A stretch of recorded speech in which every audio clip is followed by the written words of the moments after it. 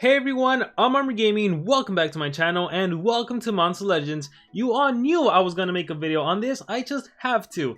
And it's funny because I might be shifting my advice specifically for this one, just because the monster in the middle is Sun Cookie, but at the same time, maybe not. Let's see. I'll give you guys my thoughts, you guys can ultimately decide for yourselves. But basically, for those of you, if you're new to the game, the way the 72-hour challenge works is you have 3 days to get as many challenge coins as possible, and then you basically enter into one of the monsters, and then you flip cards to get, hopefully the monster. Maybe you'll get some gems, maybe you'll get some relics. So, assuming you can't get all the monsters and you have to choose one, well, Sun Cookie's not really a good monster. Let's say it how it is. Unfortunately, yes, he's rank 1, but he's not that good of a monster. From these, the best monster to get is Amiibo in terms of usability. But if you're trying to, if you also consider the fact that we are moving to a mythic era, and like even if I exit out of the game right now, we have the tribal fire maze, which you can definitely get the mythic monster with just some like amount of activity. And there's this monster in the Legends Pass that's 2 mythic monsters that you can get completely free to play. And there's another monster right here. This one you probably won't be able to get, especially if you're a newer player. But then we also have the Tails event going on. Where is that right now? I think it's this one right here. We have this Tails event going on, and if you can save up like 150 gems, you'll be able to get this mythic monster right here. So those are like 3 mythic monsters you'll be able to get in less than a month. So here's the thing. I don't know what to really advise to give you guys. In terms of usability, if you want to get a monster, it's Amiibo.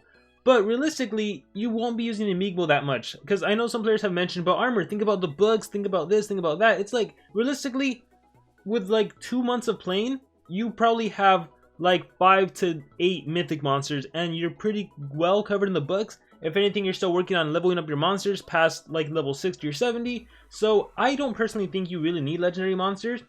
So the way I'll answer is, if you're after a usable legendary monster, get Amiibo. If you're just getting legendary monsters for collection purposes, get Sun Cookie. He's the best value, plus he has a better GPM. Just like the last videos I've been doing on the 72-hour challenge, I'm going to go to monsterwiki.com, link in the description, we're going to go some nostalgia, and I'm going to do a mini monster analysis on these monsters.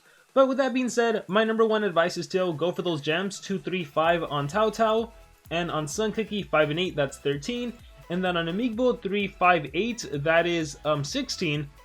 So there's plenty of gems for grabs, and up here is a screenshot of the cost to get the monsters. So for Tao Tao, if assuming you get the card on the very last card flip, it's going to cost you 8,085 maze coins. Sorry, challenge coins. There's just so many events going on. If you want to get Sun Cookie at rank 1, it'll cost you a total of 14,740, assuming you get it at the very last card flip.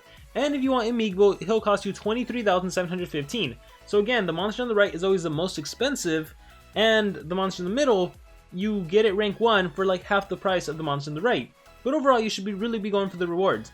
So yeah, and it is very possible that you maybe get the monster on the second to last card flip, or in the middle, or maybe the first card flip if you're extremely lucky. It's all really down to chance. There's no way to figure out where the monster is. So, I mean, just try your best, right? Just flip the card, get as many challenge coins as possible, and you'll be good to go. So with that being said, the one question you may be wondering is how to get challenge coins. And primarily, if you're a newer player, please pay attention to this. So, the way you get challenge coins, and let me actually demonstrate it on my other account. So this is, I was looking at Sun Cookie, he actually does have a 305 gold production, so we'll come back to that later. So this is my level 150 account, I am in Legendary 4 League. Oh wow, there's already a new monster, the race monster. Let's battle him, let's see how well he is. So, let's click fight, and I feel like he's just gonna get OTK'd.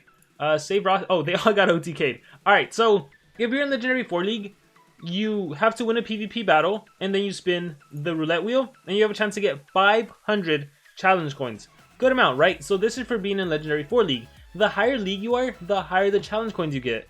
Let's go back to my new account right here, and I'm going to take on this space over here on the right side. And right here, I am in Champion 1 League, so if I click fight, and if I quickly win, I am not going to get 500 challenge coins because I'm in Champion 1 League. I'm going to get 420 if I'm not mistaken. Oh no, 500. You know what happened? I literally, because I won that battle, I just jumped up to Legendary 4 League, and I actually got maze coins, which I actually want more than the challenge coins. Yeah, see? So at Legendary 4 League, you actually get 500 challenge coins, and then if you go down to Champion 1, you get like 420. So basically, the important thing is, the higher the league, the more points you get. the more challenge coins you get. Sorry. So it is definitely to your advantage to increase to the highest league possible. Now, if you're a new account, like my level 30 account right here, you might be having difficulty in Legendary 4 League, right? There's a lot of opponents that are probably going to outclass you significantly. Every once in a while though, look, whenever you find those bases that you can beat, definitely beat them, take them out, because otherwise you are going to be in a situation where you're going to be losing some battles. But I do have a trick, I do have a strategy that can help you win, that can help you consecutively win these kinds of battles. And I've mentioned this in previous videos, but more specifically to new accounts, you have to pay attention to this. So I'm going to get my 500. It's awesome that this level 30 account is getting as many challenge coins as a level 150 account. It's insane. So I'm definitely going to have the chance to get like every single monster. So watch me refresh, and I might not find any opponents. Watch me refresh again at 115, 115, 100, 100. Okay, maybe I can beat the base on the right. I think I probably can. But with that being said, my advice to you guys is to put a very weak defense team, okay? You want to put a super weak defense team because you are going to be able to get a revenge battle, and a revenge battle against these bases is going to be super easy. But the one thing I recommend is don't waste all of your attacks right now getting all the revenge battles, attacking the weak bases. What you actually want to do is, let me click no, X it out here, let me go back to multiplayer. You see how in the middle it doesn't say I have a shield? So let me actually show you my other account. See how this says shield active for 2 hours 43 minutes? You never want to have a shield on your brand new account. You never ever want to have a shield. You basically have a shield after you've just been successfully attacked. Watch, if I look at my battle log on this account and I click on defense, I was attacked 16 minutes ago. Therefore, I have a shield that lasts for 3 hours. So never put yourself in a position where you have a shield on your new account. So always attack so that you're vulnerable, that way someone can attack you. That way you always have a revenge battle. So that is my trick for you new accounts out there that are in Legendary 4 League and you're having difficulties. This is how you effectively are going to be able to get a bunch of challenge coins, and then you'll be able to move and get the monster you want. So this account I'm focusing a lot on gems, and of course I want a sun cookie, so we're just going to move a couple, we're going to do a couple card flips right here, and then I'll do the mini analysis. If you want to skip to analysis, I'll put a timestamp, I guess, in the description if you want to check out the analysis. But let's see if I'm lucky. Last time I recorded on my baby account, I actually got pretty lucky, and I was able to get the monster super early on. So let's see if I can replicate that on this account right here. Bam! But again, like, I mostly care about the gems, so I want those sweet, sweet gems, because I think I am going to go after Ilian on this account as well, just so I can end up with 3 mythic monsters. Heck, maybe a 4th mythic monster if there's another maze. Who knows? The possibilities are endless. So at the end of 2 months, I definitely think it's possible to end up with like 6 to 8 mythic monsters on a brand new account, which is insane. Plus all the legendaries that I've accumulated. It's really something crazy. Like, SocialPoint's definitely made it a lot easier for newer players, I would say, to get legendary monsters and mythic monsters as well. So I only have one more card flip. I haven't gotten my gems. I haven't been able to get Sun Cookie either. But like I said, it's all random. So let's see. I'm either going to get it or I'm not. Bam. Nope, just Bronze Relic, which is fine with me. Alright, so that being said, let's jump into a monster analysis. So, let's start with Imigibo. This monster has a high power stat, 3575, life stat, 34683, and speed stat. Does that even matter when we have mythic monsters now with crazy stats? His trait is tough. All status effects have a 35% less actually against it. That's really great, so maybe he doesn't get denied, maybe he doesn't get hit with a torture effect. I wish this would tell us the bugs, but I guess it doesn't. So relics, he can hold a sword and an armor. This monster, he's interesting because he's an attacker, but he can also be very supportive, as you're going to see right here. See, it says attacker, but he can be very supportive. So this is, and he can actually also deny. This is an AoE possession skill, so you can take control of all the enemy monsters. This is an insane water damage attack, 75 damage, one of the stronger skills in the game, that also applies drowned, and drowned removes 15% of stamina and 10% of HP. This is actually sort of a counter to extra turn monsters. We have this skill that deals heavy water damage to all enemies, and it does drowned, so 50 damage AoE, single target 75. Like I said, he is super usable. This monster has a skill that is single possession in case there's a dodge area monster that you need to possess. This skill right here is your support skill. You remove all negative effects, you give increased accuracy, you give a damage boost, you give stamina regen, incredible support skill right here, and you have a trait disable skill that also packs a punch. Deals heavy special damage to an enemy disables trait. So for example, if there is a Centurion that has Megataunt, you can hit him really hard with Rip Faraday and trait disable.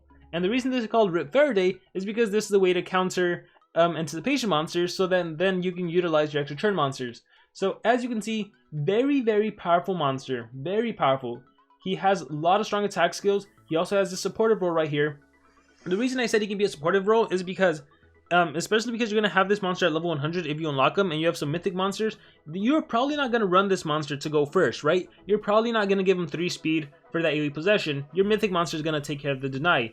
And you're probably not going to run him as attacker, as strong as these skills are, because you really don't need it. If you have a mythic monster that can attack, you're probably going to be using that monster as an attacker. So this monster could still be run with team speed, and you have him go last in the turn order, and if you need to possess, you can possess. If you need to do the support skill, you can do the support skill. If you need to trade disable the enemy, you can trade disable. So he can really be ran anyway, depending on the situation you find yourself in. So Amiibo, definitely a great legendary monster. And the other monster we have is Sun Cookie. Now, Sun Cookie, he's an OG monster, okay? So, because he's an OG monster, I'm talking like one of the first monsters. Look at the stat difference. Power, 3388, life, 25k, speed, 31. My goodness, he's slow. And he has the hardened trait, which is a pretty good thing. Relics, he can hold essence and staff, which are really great relics. Combat role default, does that mean he doesn't have a role? So essence, he can hold a revival essence, so if he dies, he can come back to life. Cane of Atlantis is good for stamina. But, I mean, just take a look at some of these skills. They have great names though, right? It's definitely a Dragon Ball Z reference. Sun Cookie right here. So, over 9,000, double damage and haste. Mega super final blow. Stun, 55 damage. Pandolf's ornaments. You know what? For an OG monster, he has pretty strong skills. 40 damage, special base attack that dazes. Healthy mistletoe. Christmas ornaments. Yeah, stun and slow. Again, not a very strong monster. But that GPM, that sweet gold production, if you're after gold production, you definitely want Sun Cookie.